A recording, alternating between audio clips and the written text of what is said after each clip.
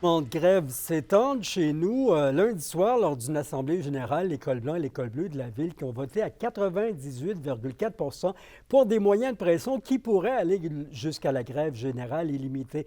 Rappelons que la convention collective est échue depuis un an et que les négociations pour son renouvellement ont débuté au mois de mai.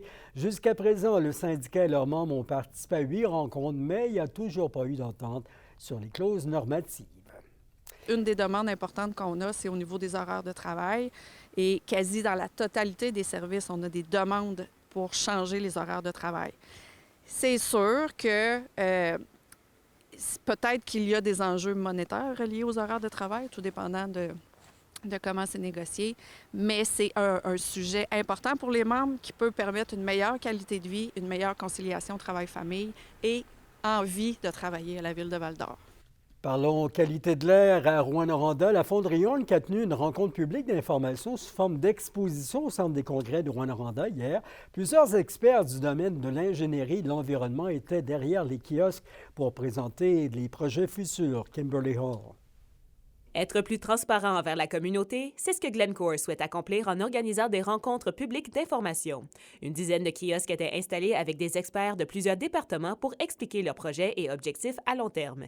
Les citoyens ont grandement apprécié cette exposition. Je trouve que c'est bien, ça informe le monde de tout le nouveau et le renouveau. Ceux qui sont plus considérés dans la zone tampon, je pense qu'ils ont des questions, là, c'est le temps. On voit qu'il y a beaucoup d'améliorations et qu'il y a une nouvelle pensée au niveau des industries pour alléger le climat. Tu as les bons coups aussi, tu n'as pas juste les mauvais coups. Fait que je trouve ça intéressant là-dedans. J'aime bien me faire une opinion en voyant les deux côtés d'une médaille. Lorsqu'on peut poser des questions et pas simplement prendre connaissance de l'information qu'on nous donne, bien, c'est beaucoup plus intéressant. Les résidents de Rouyn-Noranda ont pu aussi s'informer sur le projet de modernisation à Eris, qui est la plus grande transformation de l'histoire de la Fonderie Horn.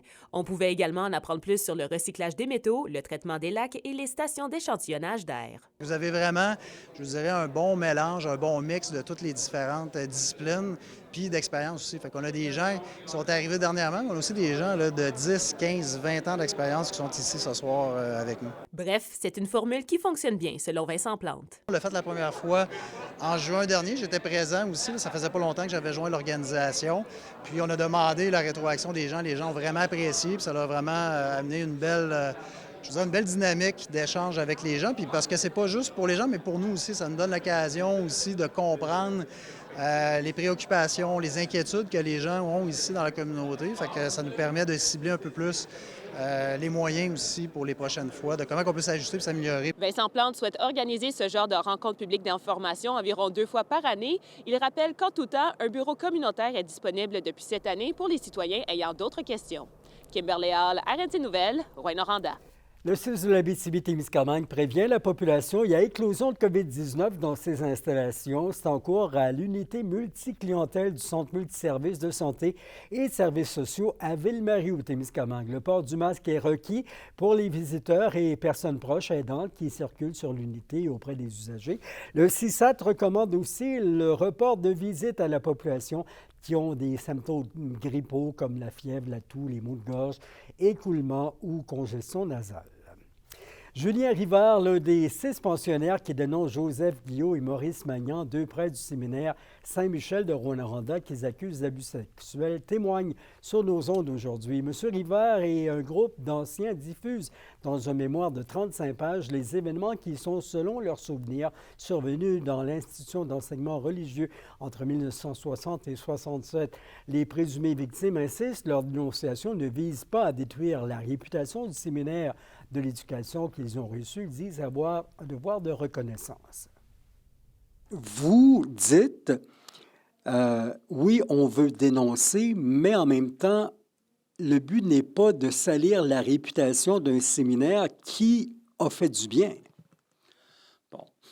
Nous reconnaissons tous, les 6, avoir reçu sous plusieurs aspects une solide formation, très solide formation, qui nous a servi toute notre vie, qui nous sert encore. Le séminaire a fait beaucoup de choses, mais il y a des lacunes importantes.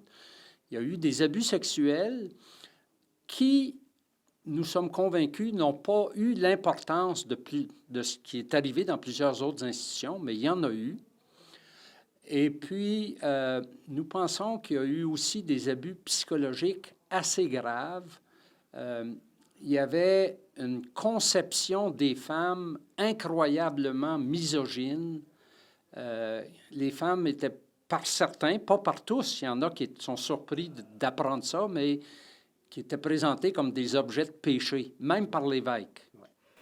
Il y avait 2 personnes qui étaient visées, là. Joseph Guillaume, qui pourtant a été un personnage canonisé presque à Évin et dans le diocèse. C'est un homme qui a fait du bien à beaucoup de gens, mais c'est aussi un homme qui a fait du tort, et du tort certainement plus sur le plan psychologique que sur le plan sexuel. Vous ne faites pas ça, je le rappelle, dans les 6, là, vous n'espérez pas recueillir d'argent suite à ça. Ce n'est pas une poursuite aux criminels, c'est une dénonciation publique, c'est tout. C'est exactement ça. Une des demandes que nous avons, c'est que le diocèse soit plus transparent sur la question des abus et ne pas simplement l'enfermer dans une démarche à l'interne qui n'a rien de public. Alors, il pourrait y avoir sur son site Internet les dénonciations qu'il y a eu, et si les gens veulent que leur nom apparaisse ou s'ils veulent que leur témoignage soit public, bien, que ce soit sur leur site Internet, qu'il soit transparent. C'est pas de l'argent qu'on veut, c'est de la transparence, et de cette façon-là, on prévient les abus à venir parce que le fait que ce soit public, ça élimine pratiquement les risques. C'est ce soir que le quatuor Tocadéo est de passage au Théâtre du Cuivre à Rouyn-Noranda pour souligner leur 15e anniversaire. Ils rendent hommage à la musique d'ici, les spectateurs qui peuvent assister au plus grand succès créé par des artistes du Québec et de la francophonie canadienne. Ils sont de passage également demain au Théâtre Télébec à Val-d'Or. La Rouyn-Norondienne Sarah-Ève Coutu-Godbout connaît une excellente première partie de saison en Suède. L'attaquante de 26 ans évolue à Frölunda. En 18 parties, elle a obtenu 10 points, 4 buts, 6 passes. Elle est l'une des meilleures joueuses de l'équipe. L'an dernier, avec Frölunda, Sarah-Ève a joué 6 parties. Avec l'équipe première, elle a récolté 8 points en saison régulière avant d'ajouter 12 points en séries éliminatoires. Le Festival de la pelle ou de la souffleuse se poursuit dans la région. On attend 4 cm de neige ce soir. Attention au vent et à votre visibilité sur la route, minimum à -3. Demain, 10 cm s'ajoutent en Abitibi, de la pluie au Témiscamingue. Mercure de +1 à +3. Vendredi, le soleil se monte les rayons et rafraîchit le temps avec -6 degrés partout. Voilà, c'était vos infos régionales. On se quitte en parlant de sourire, de biscuits sourire. Nos amis du Team d'Amos qui annoncent remettre 5 200 $ pour les élèves démunis, aidés par le fonds Ange Gardien Aricana. C'est tout. Passez une bonne soirée et bonne nuit si vous nous écoutez en rappel. Encore l'appel. Au revoir à demain.